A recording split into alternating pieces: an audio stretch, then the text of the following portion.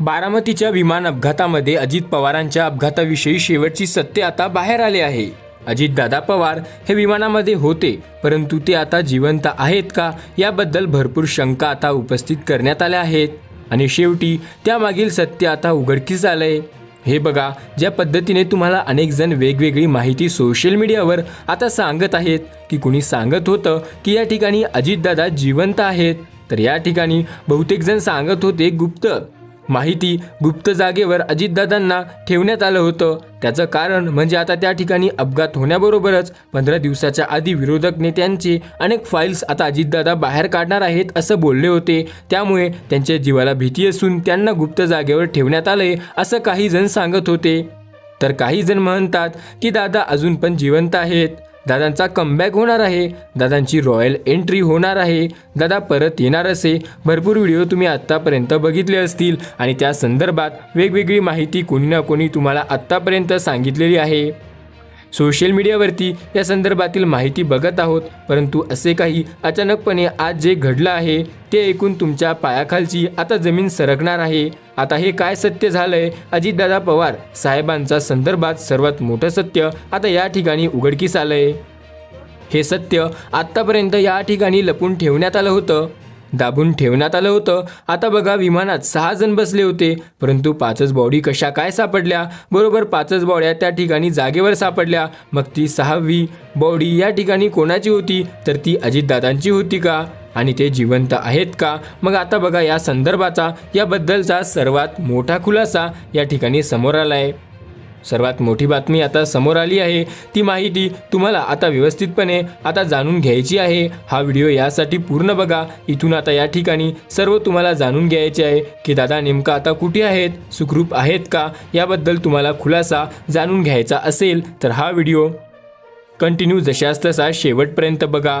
8च मिनिटाचा हा व्हिडिओ बनवला आहे। 8 मिनिटामध्ये तुम्हाला तुमच्या मनातील भरपूर धक्कादायक खुलासे या संदर्भात आता इथे पाहायला मिळणार आहेत।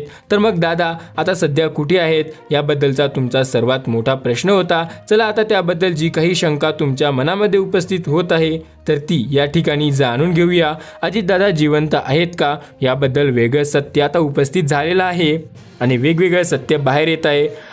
चला तर त्यावरती आपण जाणून घेऊया। हे बघा, जेव्हा त्या विमानाचा अपघात झाला, विमान अपघात झाल्यानंतर तिथे काही लोक त्या ठिकाणी विमान अपघात होता त्यावेळेस गावातील काही लोक तिथे गेले होते। सरपंच त्या गावातील तिथे गेले, त्यांनी बघितलं की एक जण बाहेर निघण्याचा विमानातून प्रयत्न करत होतं असं त्या सरपंचाने बघितलं होतं। त्यांनी ती माहिती दिली, परंतु आता एक बाबसुद्धा त्या ठिकाणी उपस्थित होते। त्या बाबीने पण तिथे एक चमत्कारिक संपूर्ण घटना घडली होती। म्हणजे एक बाबा तिथे उभे होते, त्यांनी एक अशी घटना बघितली, त्यांना विश्वासच बसेना। ती बघितली होती, त्या बाबांनी काय सांगितलं माहिती आहे का तुम्हाला? जी काही त्यात बॉडी एक बाहेर आली पडलेली दिसत होती, विमानाचा स्फोट झाल्यानंतर त्या बॉडीला एका गाडीने आत टाकून ठेवून कोणीतरी घेऊन गेलं असा एक बाबा त्या ठिकाणी दावा करत आहेत। या ठिकाणी अचानक आज ते म्हणू लागले आहेत, त्यामुळे संशयाचं वातावरण या ठिकाणी मोठं आता निर्माण झाल्याचं बघायला मिळत आहे। आता त्या बाबाने असं नेमकं काय सांगितलंय, आता तुम्ही सोशल मीडियावर तो व्हिडिओसुद्धा बघितला असेल। तो व्हिडिओ तुम्हाला या ठिकाणी दाखवला असून, परंतु यूट्यूबचे काही गाईडलाईन्स आहेत त्यामुळे तो व्हिडिओ मी तुम्हाला दाखवू शकत नाही, परंतु तुम्ही इंस्टाग्रामवरती तो व्हिडिओ नक्की बघितला असणार की एक बाबा या ठिकाणी अपघातस्थळी उपस्थित होते, न्यूज रिपोर्टरला या ठिकाणी सांगत होते की बॉडी बाहेर निघाली होती, त्यानंतर ती बॉडी कोणीतरी घेऊन जात होतं असं त्यांनी धक्कादायक माहिती या ठिकाणी दिली होती। त्या बाबाने त्या आजोबाने एक अशी धक्कादायक माहिती दिली ज्यामुळे या प्रकरणाला काहीतरी वेगळं वळण हे या ठिकाणी मिळत असल्याचं पाहायला मिळतंय। मग नेमकं खरंच ती बॉडी पाहायला कोणाची होती आणि ती बॉडी आता 6व्या व्यक्ती कोणाची होती? तर त्या पद्धतीने सांगण्यात आलं आहे की ही 6व्या व्यक्तीची बॉडी होती। मग 6 जण होते, तर मग एक जण कुठे गेला, कुठे गायब झाला असा प्रश्न लोकांच्या मनामध्ये अजून पण पडलेला आहे। त्याबद्दल आता नवीन शंका आता निर्माण होत आहे। त्या बाबाने आता तिथे उपस्थित असणाऱ्या बाबांनी असं म्हटलं आहे की आता बाबांनी म्हटलं त्यावर आधारित ही माहिती आहे। या ठिकाणी अफवा कोणत्याही सांगण्याचा प्रयत्न करणार नाही, अफवा आपल्या चॅनलवर दिली जात नाही। जी माहिती आहे ते पूर्णपणे संपूर्ण जिथे या ठिकाणी अपघात होता, जी काही माणसं होती तिथे ते काय म्हणती ते सांगणार आहे। तसेच दादांना एकदम निकटवर्ती जवळचे आमदार अमोल मिटकरी साहेब पण भरपूर यावरती शंका उपस्थित त्यांनी केल्या आहेत. जशी जबरदस्त माहिती त्यांनी दिली की तुमच्या पायाखालची जमीन सरकेल अशी या ठिकाणी आता माहिती त्यांनी दिली. तर बघा नेमकं त्यांनी काय म्हटलंय, त्यांनी आता काय माहिती दिली आहे, सत्य बाहेर कसं काय निघालं आणि त्याबद्दल आता आपण समजून घेऊया. तर ज्या पद्धतीने आता अपघातस्थळी या ठिकाणी बाबांनी माहिती सांगितली की ज्या पद्धतीने सरपंचांनी असं सांगितलं की कोणीतरी विमानातून अपघात झाल्या बाहेर निघण्याचा प्रयत्नसुद्धा करत होतं. त्यामुळे महाराष्ट्रात पुन्हा एक लोक कन्फ्युजन त्या ठिकाणी झाले आहेत. लोकांच्या मनात नेमकं काय चाललंय, नेमकं काय चालू आहे याबाबत सर्वांच्या डोक्यामध्ये एकच चालू आहे की हे नेमकं अजितदादा जिवंत आहेत का, आणि असतील तर ते कुठे आहेत ते सर्वांच्या डोक्यामध्ये फिरत आहेत. परंतु आता अमोल मिटकरी साहेबांनी प्रसारमाध्यमांशी बोलत असताना कंपनीवर गंभीर संशय व्यक्त केलाय. त्यांनी काय सांगितलंय बघा. दादा ज्या विमानात प्रवास करत होते त्या कंपनीवर आधीच बंदी घालण्यात आली होती. आता तरीही ते विमान 28 तारखेला प्रवासासाठी अजितदादा इतक्या मोठ्या नेत्याला कसं काय या ठिकाणी आता देण्यात आलं. हे विमानावरील बंदी होती तरी ते विमान आता या ठिकाणी का देण्यात आलं अशी शंका मिटकरी साहेबांनी इथे उपस्थित केलं. सर्वात महत्त्वाचं म्हणजे या ठिकाणी लक्षात ठेवा 28 डिसेंबर 2025 मध्ये या ठिकाणी लक्षात ठेवा, या ठिकाणी सर्वात महत्त्वाची अपडेट आहे. 28 डिसेंबर 2025 मध्ये या कंपनीने आपल्या प्रत्येक पायलटला 50 कोटी रुपयांचा विमा या ठिकाणी उतरवला होता अशी धक्कादायक माहिती समोर आली आहे. बघा इन्शुरन्स जो काही विमा आहे तर तो विमा पूर्ण पायलटला उतरवला असे एका धक्कादायक आता प्रकरण माहिती समोर येत आहे आणि कंपनीने हा विमान पायलटचा उतरवला होता. या घटनेने सुसाईड बॉम्ब अलग असावा की काय अशी शंका या ठिकाणी अनेक जणांनी उपस्थित केली आहे. अनेक दहशतवादी हल्ल्यामध्ये आता इन्फोटाईज करून अशा व्यक्तीला वापर केला जातो, हिप्नोटाईज करून अशा व्यक्तींचा पूर्णपणे वापर केला जातो. अशा संदर्भामध्ये राजीव गांधी यांच्या हत्येचा आणि या ठिकाणी कसाबसा उल्लेख केला आणि पायलट आपत्कालीन परिस्थितीत या ठिकाणी दिला जाणारा जो मेडे कॉल होता तर तो अशा तांत्रिक वेळी का नाही दिला गेला असा तांत्रिक प्रश्न या ठिकाणी त्यांनी उपस्थित केला आहे. मेडे कॉल अजूनपर्यंत त्यांनी दिला नसल्याची माहिती समोर येत आहे. विमा कंपनीने 50 कोटीचे आमिष दाखवून पायलटला एक कृत्य करायला लावले का अशी चौकशी होणे गरजेचे असल्याचे मिटकरी यांनी या ठिकाणी म्हटले आहे. टेक ऑफ घेतल्यानंतर काही वेळातच या ठिकाणी पूर्ण वर्क करणे आता शक्य असताना पायलटने तसं का नेमकं केलेलं नाही यावरून आता कंपनीवर हेतूवर प्रश्न आता उपस्थित होऊ लागलाय आणि सर्व शंका हा अपघात नसून एक मोठा षडयंत्र असल्याची भीती सर्वांनी व्यक्त केली आहे.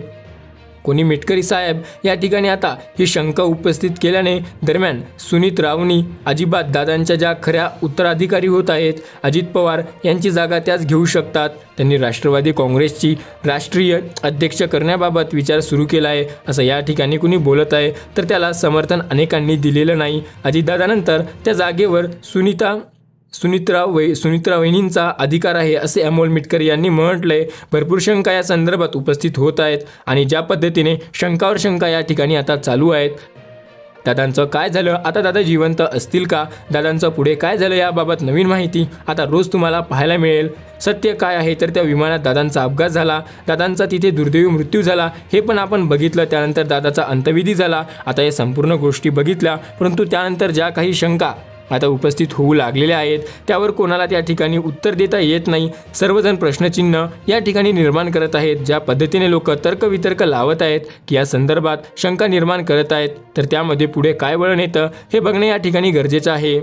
सगळ्यात महत्त्वाचं माहिती तुम्हाला या ठिकाणी देण्याचा प्रयत्न करतोय. ही सर्व सत्य माहिती केव्हा समोर येईल तर ज्यावेळी ब्लॅक बॉक्स या ठिकाणी विमानामध्ये जो काही असतो तर तो म्हणजे विमानाच्या शेपटीपाशी एका ठिकाणी असतो तो ब्लॅक बॉक्स या ठिकाणी ठेवण्यात आलेला असतो. तो ब्लॅक बॉक्समध्ये यासाठी असतो की विमानामध्ये खरंच काही अपघात झालाय का, कोणी अपघात घडवून आणलाय का शेवटच्या 10 मिनिटांमध्ये अजितदादा या ठिकाणी बॉडीगार्डमध्ये काय संभाषण झालं होतं अशी काही अवस्था शेवटच्या 10 मिनिटांमध्ये होती. अपघात होताना अजितदादांची परिस्थिती काय होती हे या ठिकाणी त्या ब्लॅक बॉक्समध्ये सर्व काही रेकॉर्ड झालंय. तो ब्लॅक बॉक्स आता या ठिकाणी खोलण्यात येणार आहे.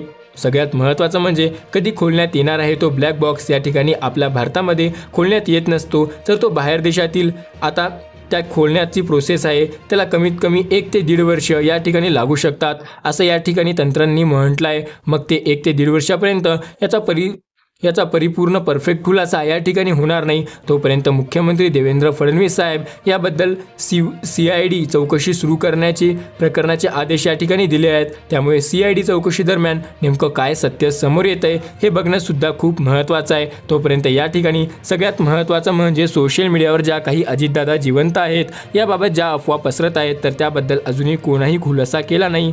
काही जण म्हणत आहेत अजितदादा जिवंत असू शकतात, काही जण म्हणत आहेत त्या ठिकाणी त्यांचा DNA टेस्ट केलेला आहे त्यामुळे अजितदादा जिवंत असू शकत नाही असं सुद्धा काही जण म्हणत आहेत। परंतु परफेक्ट उत्तर याचं अजून कोणाला सुद्धा सांगता आलं नाही। त्यामुळे चौकशी दरम्यान ब्लॅक बॉक्स जेव्हा खोलण्यात येईल त्यावेळेला सर्वात परफेक्ट उत्तर याचं मिळणार आहे। तोपर्यंत आत्ता ही जी तुम्हाला माहिती समोर सांगितली लोकांनी लावलेल्या तर्कवितर्कानुसार, संशयित केलेल्या लोकांनुसार आणि अमोल मिटकरी तसेच संजय राऊत यांच्या मोठ्या मोठ्या नेत्या त्यांच्या अजितदादांवर नेमकं संशय त्या ठिकाणी काय व्यक्त केला आहे याच्या आधारे तुम्हाला माहिती सांगण्याचा प्रयत्न केला आहे। आम्ही कोणतेही अफवा पसरवत नाही आणि आम्हाला कोणाचेही मन दुखवण्याचा प्रयत्न आम्ही केलेला नाही, फक्त सत्य माहिती सांगण्याचा प्रयत्न करतो। तुम्हाला अशा प्रकारचे व्हिडिओ पाहण्यासाठी आपल्या ASA मराठी यूट्यूब चॅनलला सबस्क्राईब करा। धन्यवाद।